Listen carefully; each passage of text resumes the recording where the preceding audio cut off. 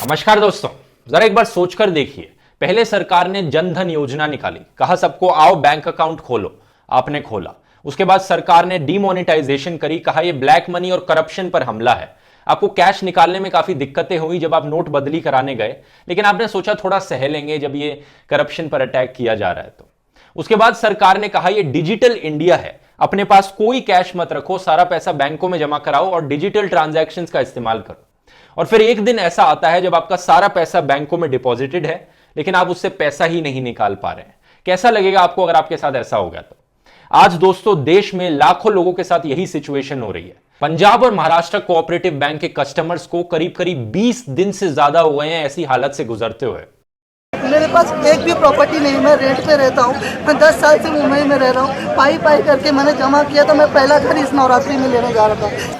सरकार इसलिए है, हमारी भलाई के लिए, हमारी बुराई के लिए है सरकार, हमको बर्बाद करने के लिए है सरकार, और कुछ नहीं। मोदी जी प्लीज कृपा कीजिए, आपका बहुत हो चुका।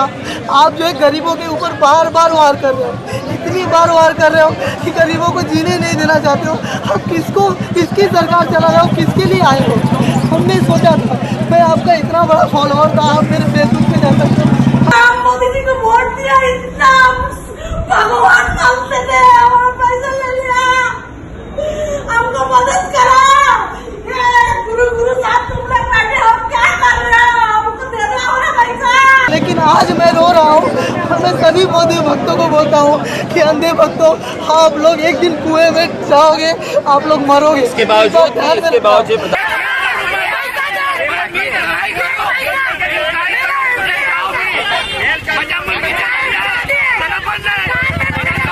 इनका गुस्सा जायज है। आप सोचकर देखिए, अगर आप पर यह बीतती तो आपकी मेहनत की कमाई जो आपने एक एक रुपए करके इकट्ठी करी है, बैंक में आप उसे डालते हैं सेफ रखने के लिए, लेकिन एक दिन आपको पता चलता है कि आपके खुद का पैसा जो बैंकों में रखा है आप उसे बाहर नहीं निकाल पा रहे हैं, तो आप भी इसी तरह से ही रिएक्ट करते शायद। स्पेशली तब जब आपको पता लगता है कि सरकार में बैठे नेता आपको इस तरह से इग्नोर करने लग रहे हैं।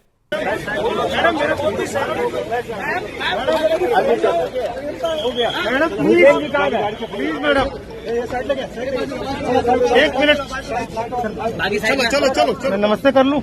कर लीजिए नमस्ते कीजिए। नमस्ते करता हूँ सर। हो गया, टाइम हो गया मैडम। प्रेस दिया मेरा 57 डेज पहले किडनी ट्रांसप्लांट हुआ है। I don't have money for my medicine यार। अरुण जेटली जी और सुषमा स्वराज जी इसी से गुजर गए हैं। प्लीज बॉस मैडम, प्लीज जाने दीजिए, कोई बात नहीं। पहले लिमिट सेट करी गई थी 1000 रुपए, उसके बाद बढ़ा के 10,000 और अब 25,000 रुपए कर दी गई है कि पीएमसी बैंक के कस्टमर्स 6 महीने के अंदर अंदर 25,000 रुपए तक निकाल सकते हैं। लेकिन 25,000 रुपए में अगर किसी को कोई इमरजेंसी हो, उससे क्या गुजारा चलेगा लोगों का, जिन्होंने अपनी पूरी जिंदगी की कमाई बैंकों में रख रखी है। हमारे मेहनत के पैसे वापस दे दो, टूट के हमने कमाए हैं। मोदी जी प्लीज, हमने क्या गलती की? आपको वोट देके मोदी जी हमारे पुराने दिन वापस ले आओ। अनफॉर्चुनेट बात पता है क्या है? ये पिछले 2 सालों में दूसरी बार है कि मैं एक ऐसा वीडियो बना रहा हूं जिसका टाइटल हो कि क्या आपके बैंक में रखा आपका पैसा सेफ है। इससे पहले मैंने दिसंबर 2017 को ये वीडियो बनाया था एफआरडीआई बिल के ऊपर। दोस्तों ये बिल भी कुछ ऐसा ही सजेस्ट करता था कि अगर बैंक कोई डूब जाता है तो डिपॉजिटर्स का पैसा इस्तेमाल किया जाएगा उस बैंक को बेल आउट करने के लिए। लेकिन फॉर्चुनेट बात यह थी कि उस टाइम पे लोगों ने अपनी आवाज उठाई, सरकार पर प्रेशर बढ़ा, तो सरकार ने डिसाइड किया कि ठीक है हम ये एफआरडीआई बिल नहीं लाएंगे। लेकिन अब एक बार फिर से ऐसी सिचुएशन क्रिएट हो रही है कि लोगों का खुद का कमाया हुआ पैसा रिस्क पर है। यहां पर पीएमसी बैंक की कहानी वही टिपिकल कहानी है जो बाकी जगह देखने को मिली है। बैंक ने लोन दिए एक कंपनी को, वो कंपनी लोन वापस चुका नहीं पाई, लोन बैड लोन्स बन गए, एनपीएस बन गए, लेकिन उसके बावजूद भी ये बैंक उस कंपनी को बार बार लोन देते रहा। वो कंपनी इस केस में थी एचडीआईएल। बाद में इस बैंक के डायरेक्टर्स के एचडीआईएल कंपनी के साथ लिंक्स निकले, यहां तक कि बीजेपी के साथ भी लिंक्स निकले कि कैसे बहुत से डायरेक्टर्स इस बैंक के डायरेक्टली बीजेपी से रिलेटेड हैं, एक तो डायरेक्टली बीजेपी का मेंबर भी है। और बाद में यह भी सामने आया दोस्तों कि यह स्कैम एक्चुअली में किस तरीके से किया गया था। इस कंपनी ने इस बैंक में 21,000 डमी अकाउंट्स खोले, यानी फर्जी अकाउंट्स खोले, ये दिखाने के लिए कि ये देखो इन सारे छोटे छोटे अकाउंट्स ने थोड़े थोड़े रुपए के लोन ले रखे हैं इस चीज को छुपाने के लिए कि सारे अकाउंट्स एक ही कंपनी के पास आते हैं और यहां पर एक बहुत बड़े अमाउंट का लोन दिया जा रहा है जिसको ये वापस चुका नहीं पाए। और यही तरीके से दोस्तों ये आरबीआई की ऑडिटिंग से भी बचे रहे, क्योंकि आरबीआई जब अपनी ऑडिटिंग करती है वो थोड़े से अकाउंट्स को एनालाइज करती है, सबको नहीं देखती यहां पर।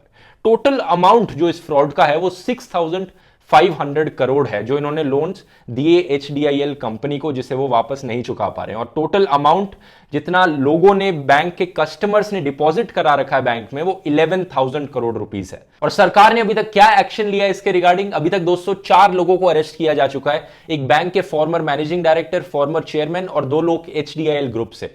और लेटेस्ट खबर यह आई है कि 3,000 करोड़ रुपीस वर्थ प्रॉपर्टी भी ईडी ने अटैच कर ली है, यानी 3,000 करोड़ रुपीस हैं इनके पास शायद प्रॉपर्टी में, जिसको इस्तेमाल किया जा सकता है डिपॉजिटर्स को पे बैक करने के लिए। लेकिन ये अभी तक किया नहीं गया है। इनफैक्ट सरकार की तरफ से अभी तक डिपॉजिटर्स को कोई गारंटी नहीं दी गई है कि उनका पैसा उन्हें वापस मिलेगा।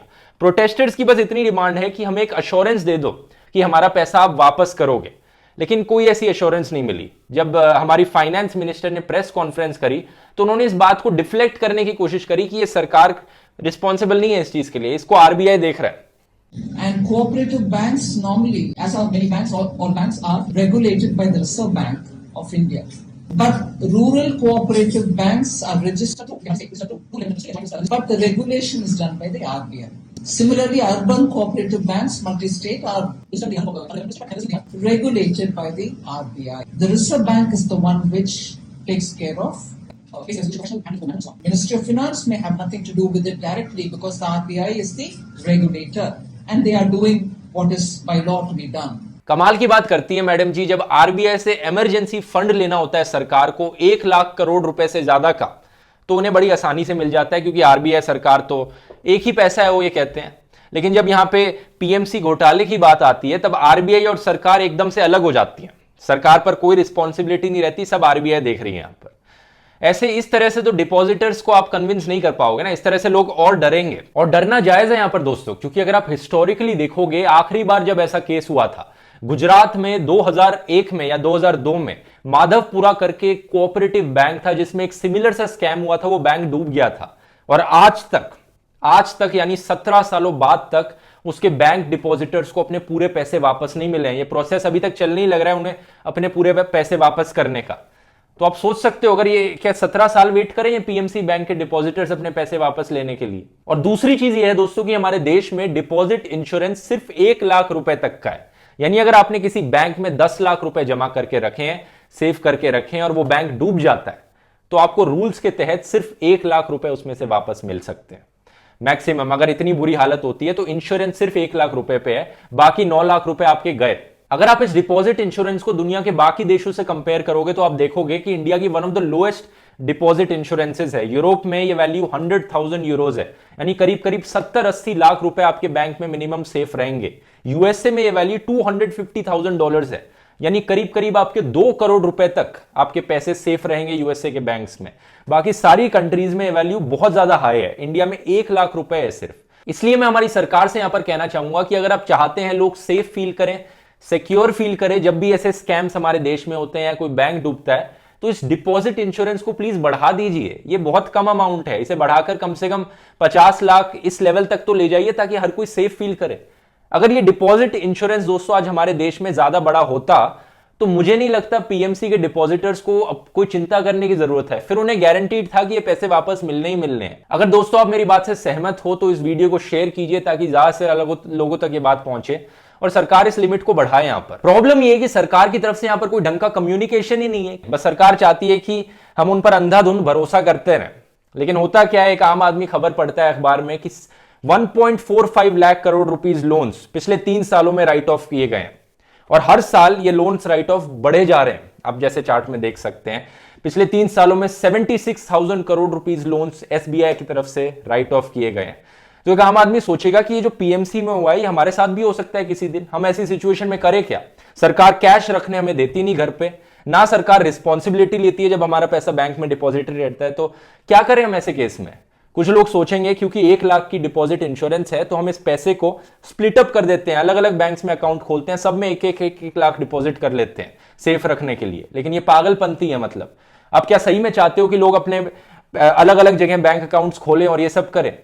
सीधा सीधा डिपॉजिट इंश्योरेंस लिमिट बढ़ाओ, लोगों को सिक्योर फील कराओ। यहां पर मैं यहां पर आपको इन जनरल 2 सजेशंस देना चाहूंगा अगर आप मेरी राय पूछना चाहते हैं। पहली सजेशन है कि अपने बैंक अकाउंट्स को कोशिश कीजिए पब्लिक सेक्टर बैंक्स और प्राइवेट सेक्टर बैंक्स में खोलिए in comparison to cooperative banks, क्योंकि हिस्टोरिकली ज्यादा ही चांस रहता है कोऑपरेटिव बैंक्स में स्कैम होने का, क्योंकि इनके हमेशा ही कनेक्शंस रहते हैं पॉलिटिकल लीडर्स के साथ, क्योंकि स्टेट गवर्नमेंट इनको सुपरवाइज करती है, आरबीआई का डायरेक्ट सुपरविजन नहीं रहता। तो बड़े बैंकों में खोलने की कोशिश कीजिए, जैसे कि स्टेट बैंक ऑफ इंडिया हो गया, क्योंकि उनके डूबने के चांसेस नेग्लिजिबल है। हिस्टोरिकली आज तक कभी ये हुआ नहीं है। और दूसरी सजेशन मेरी यहां पर रहेगी कि अपने कुछ पोर्शन पैसे को ईपीएफ पीपीएफ में डिपॉजिट कीजिए, क्योंकि मेरी राय में वो 100% सेफ है जो पैसा आप ईपीएफ पीपीएफ में डालते हैं। अब उसके कुछ डिसएडवांटेजेस जरूर हैं कि आप कुछ टाइम लिमिट से पैसे को पहले नहीं निकाल सकते, लेकिन ये 100% सेफ है मेरी राय में पैसा, क्योंकि ये पैसा ईपीएफओ ट्रस्ट में जाता है। हालांकि सरकार के अंदर ही है ये, लेकिन वो ईपीएफओ ट्रस्ट किसी को लोन नहीं देता है, वो बैंक की तरह काम नहीं करता है यहां पर, तो वो आपका पैसा सेफ रहता है। अगर आपको ये मेरा वीडियो पसंद आया और हेल्पफुल लगा तो आप मुझे सपोर्ट कर सकते हैं patreon.com/ध्रुव राठी पर, ताकि ऐसे ही और इन्फॉर्मेशन वीडियोस मैं आपके लिए फ्यूचर में बनाते रहूं। चलिए मिलेंगे हम अगले वीडियो में। बहुत बहुत धन्यवाद।